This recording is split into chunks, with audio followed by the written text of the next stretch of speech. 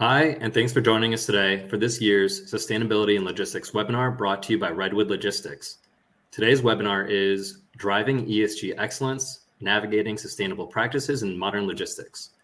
One quick reminder before we introduce our panelists, audience members are encouraged to ask questions in the comment section throughout the webinar. My colleagues will respond to questions directly in chat, or if there are any questions best directed to our panelists, we'll have time reserved towards the end of this 30-minute webinar for Q&A. I'm Nate Greenspan, a product leader here at Redwood with a focus on ESG and sustainability, and I'll be moderating today's panel discussion with our esteemed guests. I'm really excited for today's discussion, where we'll be covering topics including navigating ESG and why it matters, measuring, reducing, and reporting on sustainability impacts, and the future outlook of sustainability. All of which with a focus on transportation and logistics. With that, it's my pleasure to introduce Heidi Du Bois from AEA Investors and Kristen Banks from PepsiCo. Heidi, would you like to get us started with introducing yourself? Sure, and just want to echo you, Nate. It's a great time to be talking about ESG, and it's wonderful to be with all of you today. Yes, my name is Heidi Du Bois, and I head up ESG for AEA Investors. We are a private asset manager with about 20 billion under management in 4 different investment strategies. Full disclosure, Redwood is a part of our portfolio, and it's been a real pleasure to be working with Nate on his initiatives at the company. Yeah, it's been a pleasure as well, Heidi. And Kristen, if you could please introduce yourself. Sure. Hi, everybody. Thanks for having me. Excited to be here. My name is Kristen Banks, and I work in the sustainability office at PepsiCo. I specifically focus on our Scope 3 greenhouse gas emissions. So I'm sure we'll be talking more about that later. But that is emissions from our value chain that we don't directly own and control. Transportation is a big piece of that. So excited to dive into this conversation. Yeah, as am I. I think we definitely have 2 great people to hit the topics and questions that we've got queued up for us today. So let's jump into our first section, navigating ESG and regulations. With our first question, a growing number of companies are setting ESG and sustainability goals. I think we're all aware of that trend. Why do you think this is becoming a priority across various industries, and who should be paying attention to this? I can dive in first. I think I'll answer your last question first. I think everybody should be paying attention to this. That's the easy answer there. But at least from my perspective, I think it comes down to 2 or 3 things, depending on how you categorize. I think the first is that sustainability is really in the news a lot more these days than it really ever has. We're already seeing the impacts of climate change. It's hard to avoid that. So it is really becoming top of mind for a lot of people. I think because of that, also, investors and customers are really starting to pay attention, and those are hard groups for any company to ignore. So once investors and customers start caring about something, a lot of companies, follow suit. And then I'm a sustainability person, so I do truly believe it is the right thing to do if we want a pleasant world to live in, if we want to avoid those impacts of climate change. I couldn't agree more. Heidi? I have a lot of thoughts on this. First of all, I do want to agree with Kristen on that we're seeing more direct and individualized impact, not only in reality, but also in coverage. So I think sentiment, people are indicating a lot of concern about the impacts of climate change. And so more attention being paid to both resilience to existing threats, as well as mitigation for the future as the population grows, and will hopefully keep temperature rise down, but that's the goal. I also think that really globally, that shift from a carbon to a low carbon economy is underway. Fits and starts, but the energy transition, I do believe, will happen, which also creates a lot of economic incentives to contribute to that shift. On the policy and regulation front, I look at policy as an additional leg up for a lot of organizations. If you look at the Inflation Reduction Act, it may help accelerate that economic shift, and those who don't take advantage of those incentives will be left behind competitively. On the regulatory front, climate risk and other ESG factors have been shown to impact the financial performance, or at least a correlation to financial performance of an organization. And now that that is becoming more widely accepted, at least in the US, our goal is protection of investors. If you're going to inform investors about a different kind of threat and a different kind of business model, disclosure is needed to succeed. So those are just some pressure points. In terms of supply chain and logistics, a lot of companies that we acquire are in the supply chains of larger companies that will be subject to some of this public reporting and have set goals, as you mentioned, Nate. So you want to be the supplier of choice as an organization that can support your customer in achieving those goals and creating good quality reporting for current and potential investors. Yeah, really great points. Whether we're thinking about economic incentives, responding to sentiment, investor or consumer, and more. Really great points. So thank you both. And something you touched on, Heidi, is regulation. So can you share some examples of progressive sustainability regulations and policies that are currently driving changes and contributing towards broader sustainability and ESG goals? And if we can speak to that also with some light around the freight and logistics landscape. Yeah, I'd love to focus on late breaking California news. Last week was Climate Week, as some of you may know, and tons of discussion about the new California disclosure requirements at a state level. Numerous companies will be subject to those regulations if they do more than a certain amount of business in California. So they are also running ahead of the federal government. I was fortunate to listen into a conversation with several California senators last week, and it was pretty clear that, from an economics and viability standpoint, they felt like they couldn't wait for the SEC to come through. So today, those disclosure regulations are the most demanding, and practically speaking, will flow to a lot of companies in the US. And from there, even if you're not technically subject to those rules, to compete again, you may have to comply anyway. So I would say that's the biggest breaking regulatory news to keep a close eye on in the coming months. Certainly something I know many of Redwood customers and ourselves included are going to have to do homework on to make sure that we can keep up with the changing landscape there. Absolutely. My next question for you both is, how should companies that are beginning to move towards ESG think about the investments that they need to make, financial, time-wise, however you want to think about investments, as they're embarking or going further into advanced sustainable journeys? I can take a first stab at this. So I think there are always trade-offs with any investment. There's probably, whether we're talking sustainability or any other aspect of any business, there's going to be trade-offs. But I do think that we need to start internalizing the environmental impacts that really historically have been externalized for most businesses.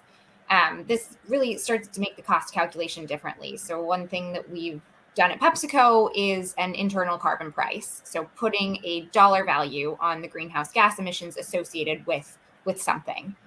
That then kind of forces us to take into account those previously externalized environmental impacts, bring those into the financial conversations. And then once you start doing that, you can start making kind of choices around investments, those trade-offs, while taking into account the sustainability impacts. So I think there are lots of ways to go about it, but internalizing those externalities is, I think, really important when we're talking sustainability?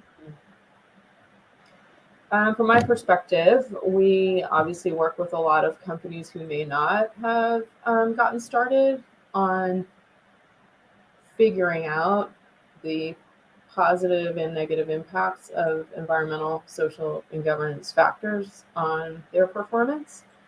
I think often the first reaction can be, oh no. But you can turn, anyone can turn that to oh yes by being reasonable. And there are tools and frameworks out there that to help you get started, like the Sustainability Accounting Standards Board metrics, which are it's a voluntary set of metrics that is organized by 77 different industry groups. So you can look up your industry, see what the probable major issues are. Of course, you may be different because of your unique business, but it's a great place.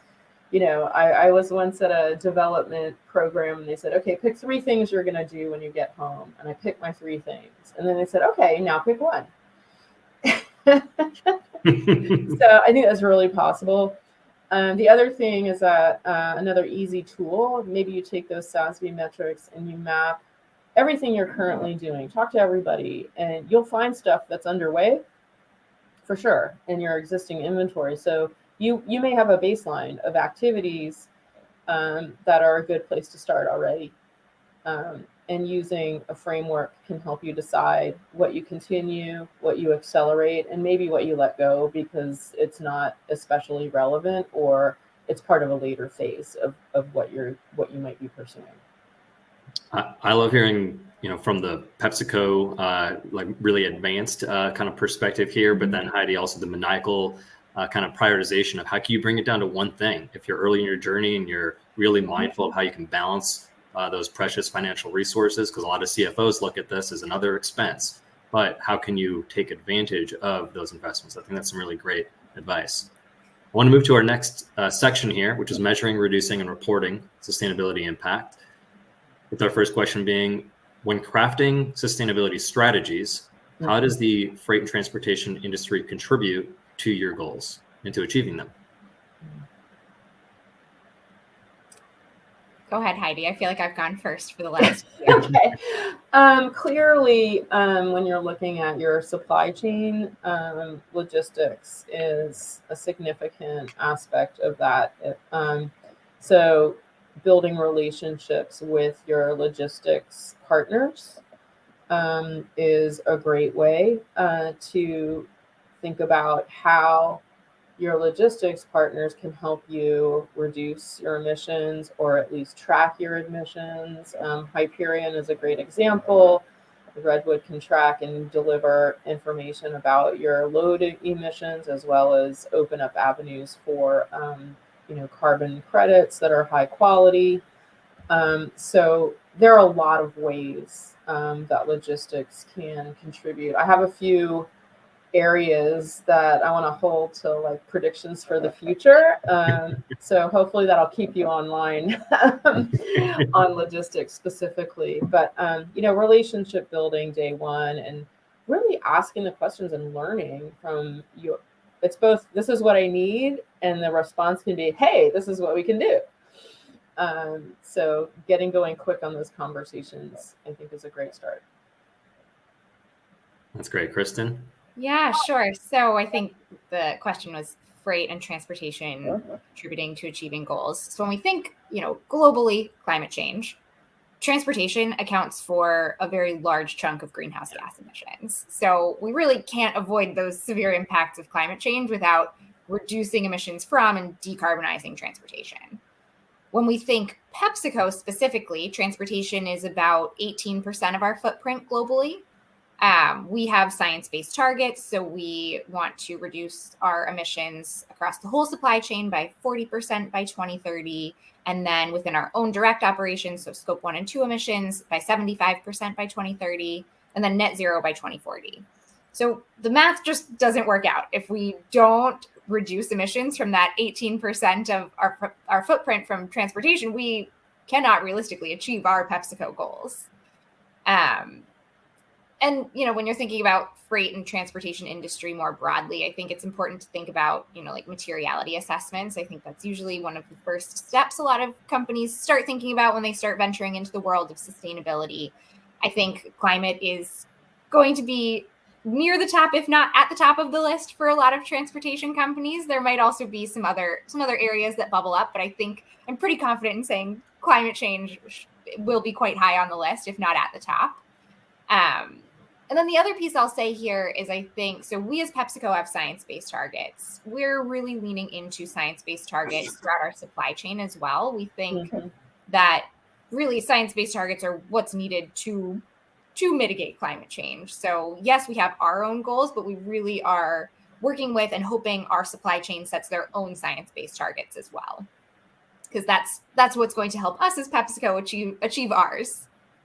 Yeah, of course. Yeah, another company I can think of, it was maybe 2 years ago that, one of the big auto companies was very clear about their supplier need and commitment and was, yep, we need you guys to contribute to this, and this is how we're going to measure it, and this is where we need to be in X number of years. So you're going to see that. I think logistics and transportation companies are going to, if they haven't seen it already, they're going to see more of that.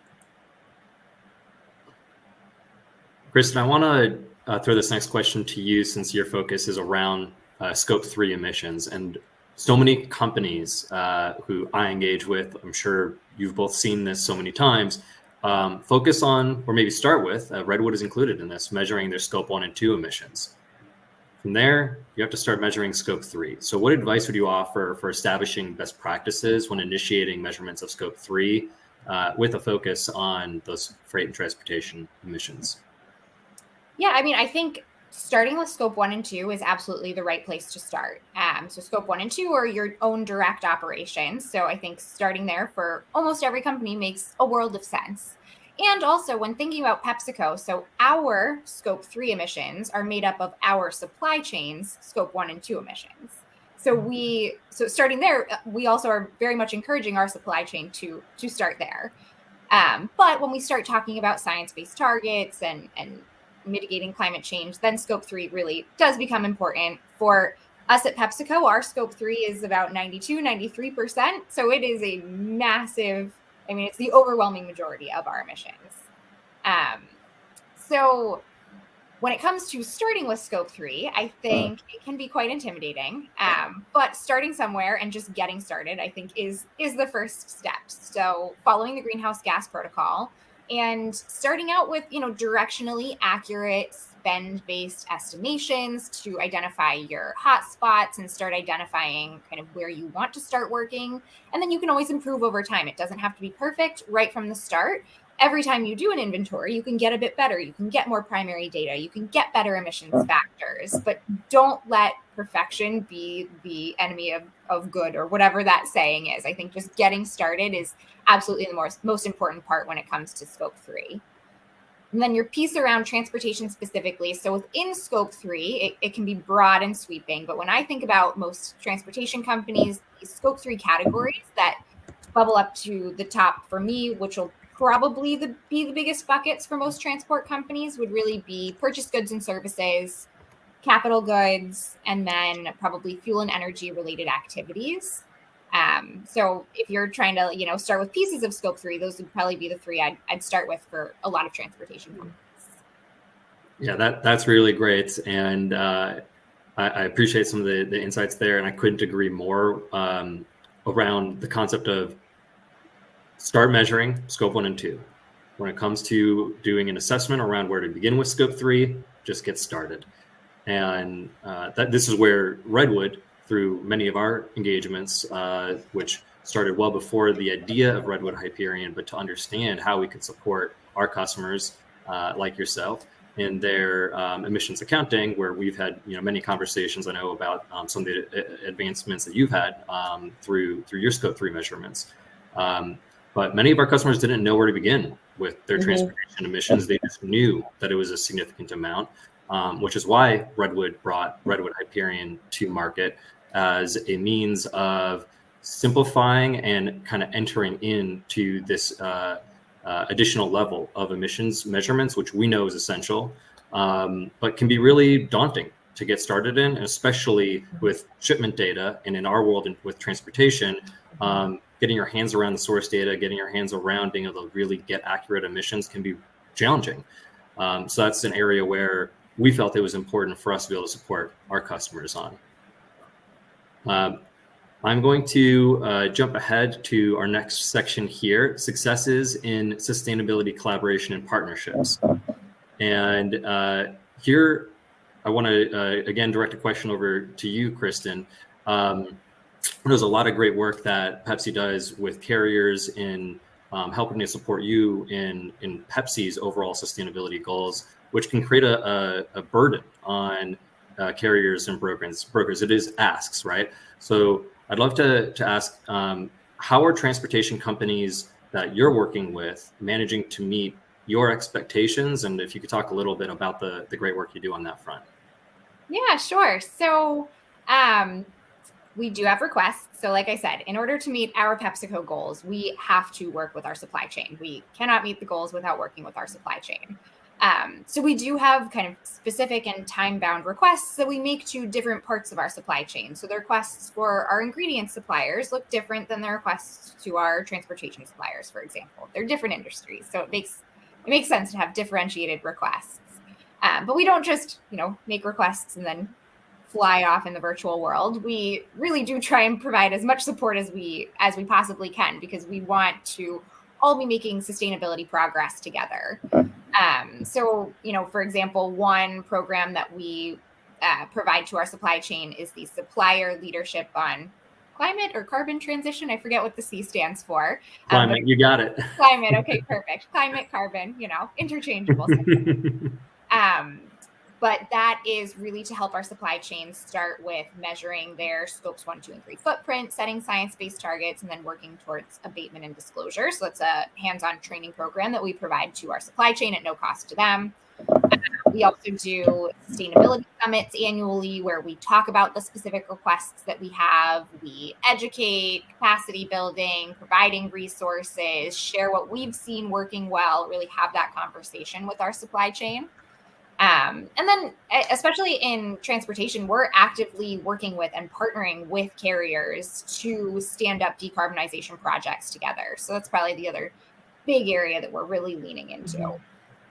Yeah, that's fantastic. And having joined, actually, one of my first weeks when I started working in sustainability at Redwood, had the opportunity to join one of those summits hosted by Pepsi, learned a tremendous amount. And even though I grew up, studied environmental science in college and had passion for it, that helped to really kind of inspire and reignite a lot of that passion. So there's a lot of great work coming from Pepsi, and thank you for that. We're very excited to be a part of the Climate School as well.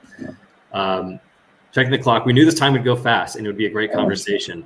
I've got one more question for you before we move to audience questions. So to the audience, if you have any questions for us, please keep dropping those questions in chat and we'll get to them in just a moment. But last question for you both. This conversation has covered a range of topics, and looking ahead, thinking about ESG objectives, trends in sustainability, innovations. There's so much happening in the spaces that we operate in. What excites you the most when thinking about the future of sustainability for transportation and supply chain? I'll start with you, Heidi. Sure. A lot. Let's put it that way. Huge opportunities. For me, ESG integration has always been about financial results and performance. So innovation is a big part of that.